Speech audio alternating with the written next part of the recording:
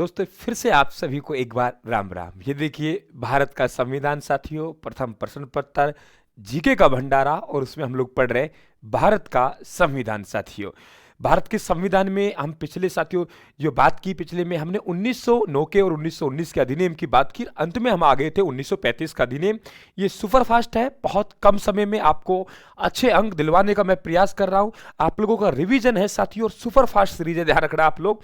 आप खुद रिवीजन नहीं कर पाते हो मित्रों, और दूसरा अगर कोई बोल के सुना दे और समझा दे साथियों, और ये ध्यान रखें आप लोग, बहुत बढ़िया मित्रों। आइए देखिए, हम लोग बात कर रहे हैं मित्रों कि ब्रिटिश सरकार द्वारा भारत के लिए बनाया गया सबसे बड़ा अधिनियम था। आपको पता है 1919 के अधिनियम में प्रावधान किया गया था कि 10 साल बाद एक वैधानिक आयोग आएगा, लेकिन समय से पहले आ गया। नवंबर 1927 में गठन हुआ, फरवरी 1928 में भारत पहुंचा। नाम है उसका साइमन कमीशन, क्योंकि साइमन उसके अध्यक्ष थे।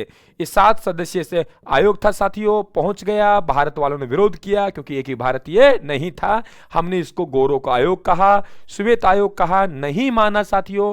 बंबई पहुंचा, लाला लाजपत राय के इसी प्रयास में साथियों, यहाँ पे ये ध्यान रखें, हम निधन हो गया, ये ध्यान रखें आप लोग। नहीं माना, इसने अपनी रिपोर्ट बनाई, रिपोर्ट बना के ब्रिटिश संसद के समक्ष पेश की। उन पे चर्चा के लिए गोलमेज सम्मेलन बुलाए, और वे गोलमेज सम्मेलन में चर्चा हुई। भारत के लिए एक नया अधिनियम बनना था साथियों। एक आप लोगों के श्वेत पत्र बना, श्वेत पत्र पे ये ध्यान रखें आप लोग, चर्चा के लिए लिनलिथगो कमेटी का गठन किया गया, ब्रिटिश संसद में रखा गया।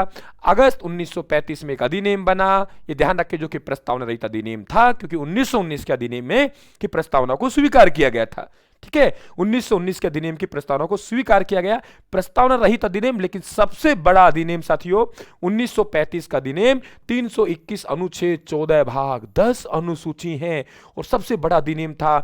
भारत का संविधान में आज भी इस अधिनियम से बहुत सी बातें ली गई हैं, और आजादी के बाद साथियों संविधान लागू होगा, तब तक की जो व्यवस्था थी 1935 के अधिनियम के तहत थी। यह अधिनियम प्रस्तावना रहित है, क्योंकि 1919 के अधिनियम की प्रस्तावना को जोड़ा गया था। इस अधिनियम के द्वारा क्या क्या प्रावधान किए? प्रांतों में द्वैध शासन व्यवस्था को समाप्त। मैंने पहले ही कहा था कि साथियों पुस्तक है डायर की, और इसके रचयिता है लियोनिल साथियों कार्टिस। ये द्वैध शासन प्रणाली के साथियों जन्मदाता है। प्रांतों में शुरू की गई थी 1919 के अधिनियम के द्वारा।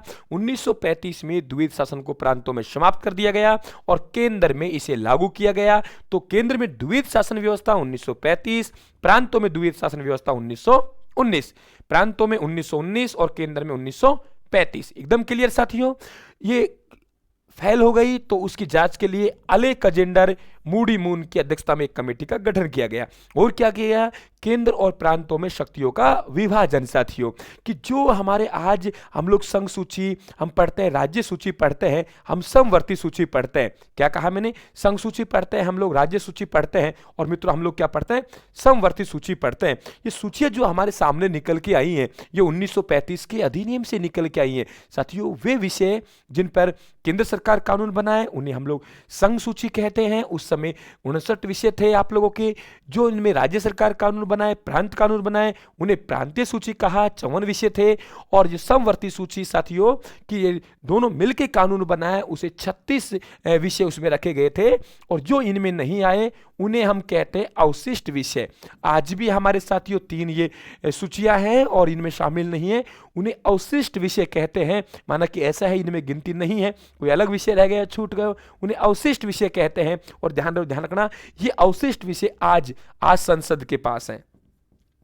आज की बात करें तो किसके पास है? संसद के पास। और उस समय साथियों ये अवशिष्ट विषय रखे गए थे गवर्नर जनरल के पास। ये इंपॉर्टेंट क्वेश्चन है कि ऐसे विषय जो तीनों में नहीं है, संघ सूची में भी नहीं है, प्रांतीय सूची में नहीं है, समवर्ती सूची में भी नहीं है, ऐसे को अवशिष्ट विषय कहते हैं। वर्तमान में संसद के पास है, उस समय गवर्नर जनरल के पास। भाई चैनल सब्सक्राइब कर लेना, पीडीएफ में एक साथ डालूंगा, ये ध्यान रखना। जैसे संविधान निर्माण की प्रक्रिया हुई टेलीग्राम पे आपके पास आ जाएगी। ओके भाई, ये ध्यान रखें आप लोग, टेलीग्राम में ज्वाइन करना। प्रांतों में स्वायत्त शासन व्यवस्था की स्थापना। आप कहेंगे सर ये क्या है? देखिए आगे पर्सन आएंगे तो अपने आप समझ में आ जाएगा ये क्या है। पहले साथियों आप लोगों के ये ब्रिटिश है, ब्रिटिश सरकार है। ये ब्रिटिश सरकार क्या करेगी कि आप लोगों के भारत सरकार यानी भारत में साथियों जो आप लोगों के केंद्र है, केंद्र यहाँ और फिर प्रांत है, यानी कोई बात कहनी हो यहाँ कहेगी, यहाँ से ये बात कहेंगे, ये अपनी बात कहेंगे, यहाँ कहेंगे, ये बात यहाँ पहुंचेगी। इसने क्या किया 1935 के अधिनियम के तहत, भाई ऐसा है तुम लोग डायरेक्ट हमसे बात कीजिए, तो इसे कहते हैं प्रांतीय स्वायत्तता, कि आप डायरेक्ट बात कीजिए, छोड़िए इसको केंद्र को, तो इसे कहते हैं प्रांतीय स्वायत्तता। संघीय न्यायालय, फेडरल न्यायालय की स्थापना साथियों 1 अक्टूबर 1937 को की गई, मुख्यालय दिल्ली में, लेकिन सर्वोच्च नहीं है, क्योंकि ये इसके साथियों निर्णय है, उस निर्णय की अपील लंदन में की जा सकती। आज का जो हमारा न्यायालय है वे सर्वोच्च है, यहां सर्वोच्च नहीं लगा है क्योंकि वे सबसे ऊपर है, उससे ऊपर कोई नहीं है, लेकिन यहां सर्वोच्च नहीं है क्योंकि इसके साथियों निर्णय की अपील लंदन में की जा सकती थी। बहुत बढ़िया क्वेश्चन बना, इसलिए इसको सर्वोच्च नहीं कहा, आप सर्वोच्च कह दो, सर्वोच्च नहीं कह सकते क्योंकि इसके निर्णय की अपील की जा सकती थी। और ठीक है, और आज का हमारा सर्वोच्च है, भाई सर्वोच्च है, तो माननीय न्यायालय आज तो हमारा सर्वोच्च है। तो 1 अक्टूबर 1937 को दिल्ली में यह प्रावधान भी यहां से किया गया। ठीक है, लोक सेवा आयोग का जो प्रावधान था वे आप लोगों के पिछले उसमें था। ठीक है भाई, 1919 के अधिनियम के तहत लीग कमेटी की सिफारिश पर किया गया था।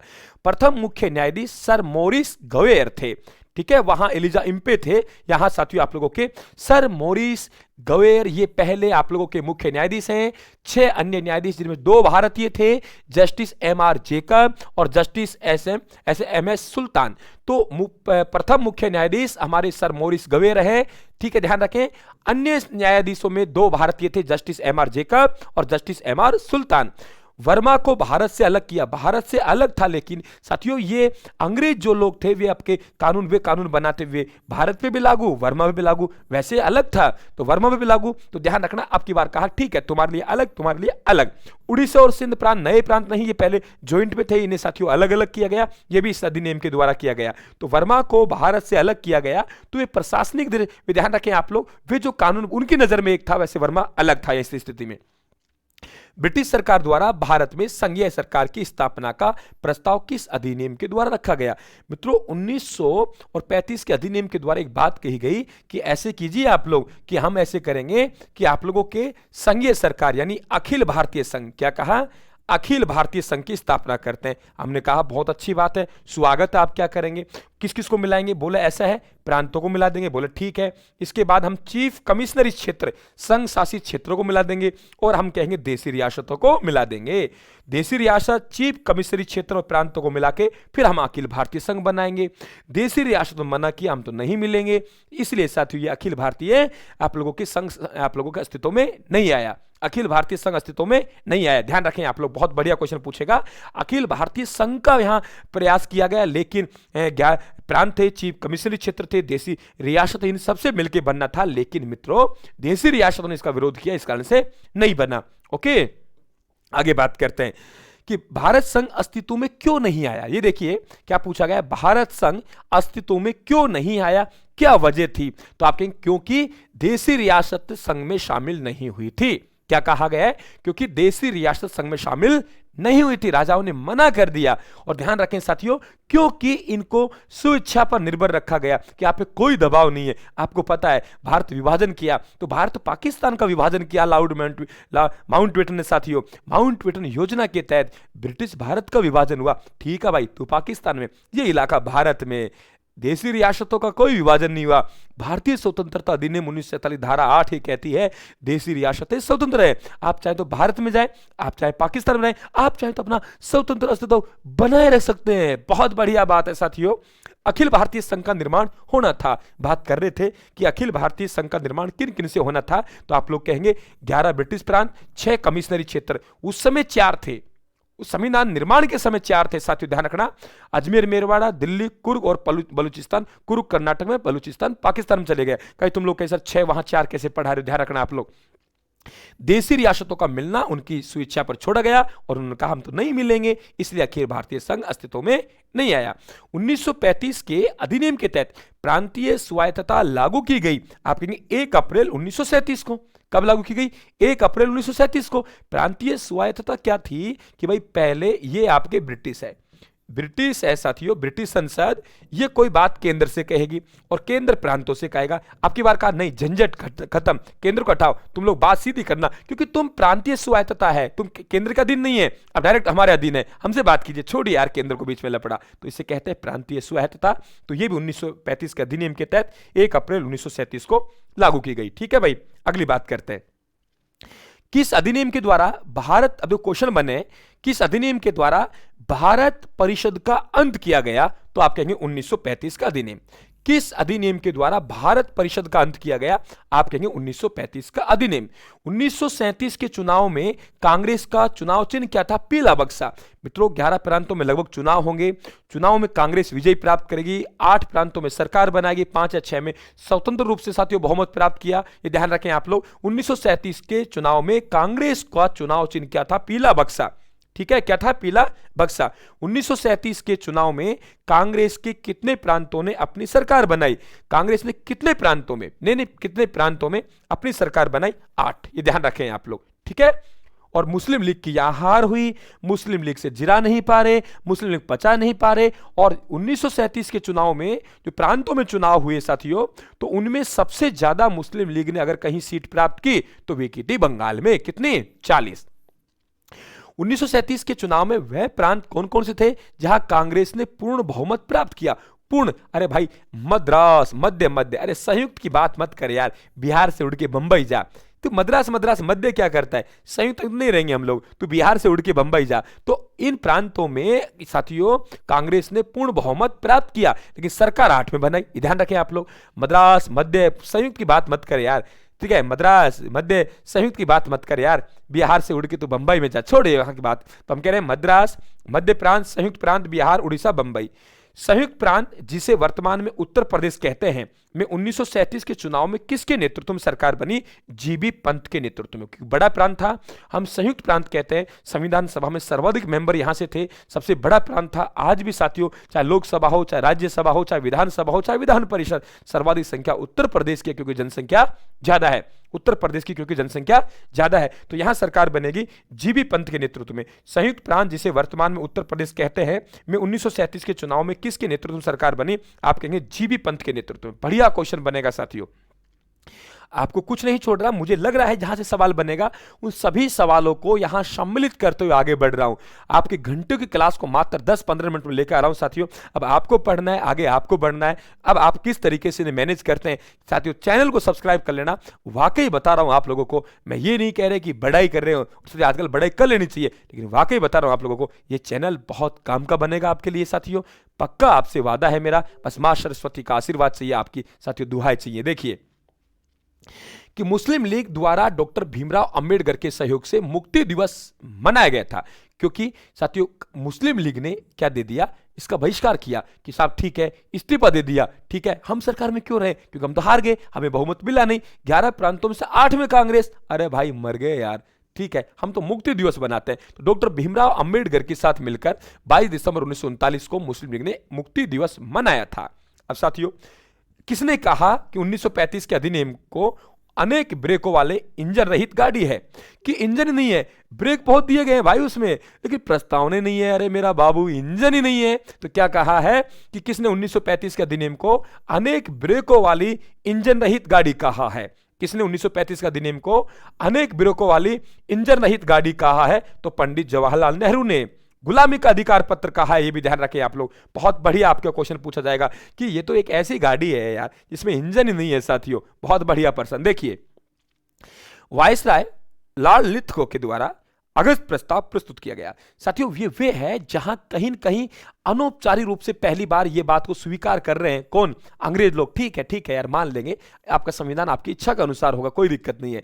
तो लॉर्ड लिथगो ने अगस्त प्रस्ताव की घोषणा की, क्योंकि इसका मतलब था कि एक तो मंत्रिमंडल ने त्याग पत्र दे दिया, तो उसकी वजह से संवैधानिक संकट क्या हो गया? उत्पन्न हो गया। दूसरा साथियों, युद्ध होने जा रहा है, तो युद्ध में भारतीयों के सहयोग की आवश्यकता है। तो इन कारणों से कहीं न कहीं साथियों ये कीजिए आप लोग कि हमें कुछ देने का प्रयास किया, चाहे ढोंग सही हो। तो आपके 8 अगस्त 1940 को साथियों, इसे हम अगस्त प्रस्ताव कहते हैं। तो मंत्रिमंडल के त्याग पत्र से उत्पन्न संवैधानिक संकट और युद्ध में भारत की सहयोग की आवश्यकता के कारण साथियों व्यक्तिगत सत्याग्रह, क्या कहा मैंने, वो व्यक्तिगत सत्याग्रह शुरू किया गया अगस्त प्रस्ताव के विरोध में, और कहेंगे तिथि है 17 अक्टूबर 1940। ये ध्यान रखें आप लोग कि आपके व्यक्तिगत सत्याग्रह कब शुरू किया गया, 17 अक्टूबर 1940 को। कहां से, पवनार आश्रम है महाराष्ट्र में। कौन सा आश्रम, पवनार आश्रम है महाराष्ट्र में, वहां से शुरू किया गया।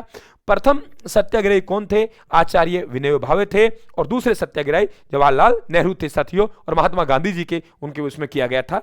तो ध्यान रखें, व्यक्तिगत सत्याग्रह अगस्त प्रस्ताव के विरोध में, तिथि 17 अक्टूबर 1940 को, स्थान पावनार आश्रम महाराष्ट्र में है, प्रथम सत्याग्रही आचार्य विनोबा भावे हैं, और दूसरे सत्याग्रही जवाहरलाल नेहरू हैं। ध्यान रखें साथियों आप लोग। आगे बात करते हैं, क्रिप्स प्रस्ताव को किसने टूटे हुए बैंक के नाम उत्तर दिनांकित चेक कहा है। कितना बढ़िया क्वेश्चन पूछा गया है कि किस प्रस्ताव को किसने, क्रिप्स प्रस्ताव को किसने टूटते हुए बैंक के नाम उत्तर दिनांकित चेक कहा है, महात्मा गांधी। संविधान सभा की बात की थी साथियों इन्होंने, लेकिन व्यवहारिक रूप दिया वे कैबिनेट मिशन ने दिया था संविधान सभा को। ध्यान रखा, आगे बात करेंगे। किस आंदोलन को अगस्त क्रांति कहा जाता है, भारत छोड़ो आंदोलन 1942 को। तो क्रिप्स प्रस्ताव को किसने टूटते हुए बैंक के नाम उत्तर दिनांकित चेक कहा है, महात्मा गांधी। किस आंदोलन को अगस्त क्रांति के नाम जाना जाता है, भारत छोड़ो आंदोलन 1942। ठीक है भाई, भारत छोड़ो आंदोलन 1942। ठीक है, आगे बात करते हैं हम लोग कि भारत छोड़ो आंदोलन, देखिए प्रस्ताव पारित हुआ 14 जुलाई 1942 को वर्धा में। साथियों कांग्रेस द्वारा अनुमोदन किया गया 8 अगस्त 1942 को बॉम्बे में, और शुरुआत की 9 अगस्त 1942 में। गांधी जी का नारा था करो या मरो। तो भारत छोड़ो आंदोलन के बारे में बातें हैं। प्रस्ताव पारित हुआ 14 जुलाई 1942 को वर्धा में, कांग्रेस द्वारा अनुमोदन किया गया 8 अगस्त 1942 को मुंबई में, शुरुआत हुई 9 अगस्त 1942 को। गांधी जी का नारा था करो या मरो, करो या मरो, करो या मरो। आगे बात करते हैं, किस मिशन का उद्देश्य था कि भारत में तत्काल एक अंतरिम सरकार की स्थापना की जाए, संविधान निर्माण की एक योजना तैयार की जाए, कैबिनेट मिशन। ठीक है, कि भारत विभाजन लॉर्ड माउंटबेटन योजना के तहत। और बात करें साथियों हम लोग कि अंतरिम सरकार की स्थापना कैसे की जाए, संविधान निर्माण कैसे किया जाए, तो वे आएगा कैबिनेट मिशन। भाई कैसे हम सत्ता स्थानांतरित करें, क्योंकि तय हो चुका था द्वितीय विश्व युद्ध के बाद में कि भाई भारत को आजादी मिलने वाली है, तो वे प्रोसेस ही शुरू की साथियों। तो ध्यान रखें, तो यहां से आगे हम लोग कैबिनेट मिशन वे अगले पार्ट में पढ़ेंगे। ठीक है, तो आप लोगों के अधिकतम साथियों 2 पार्ट और आएंगे आप लोगों के। तो आपका देखिए 5 मान लीजिए आप लोगों के 10 12 मिनट साथियों, 2-3 पार्ट में आप लोगों का पूरा संविधान निर्माण की प्रक्रिया खत्म। फिर हम लोग करेंगे मौलिक अधिकारों में एंट्री, फिर उसके बाद राष्ट्रपति। साथियों फटाफट हम लोग इस काम को पूरा कर लेंगे। राम राम साहब, धन्यवाद, थैंक यू। पीडीएफ में डालूंगा, टेलीग्राम पे ज्वाइन कर ले, और भाई घर वालों से भी राम राम कह देना हो बाबू, राम राम।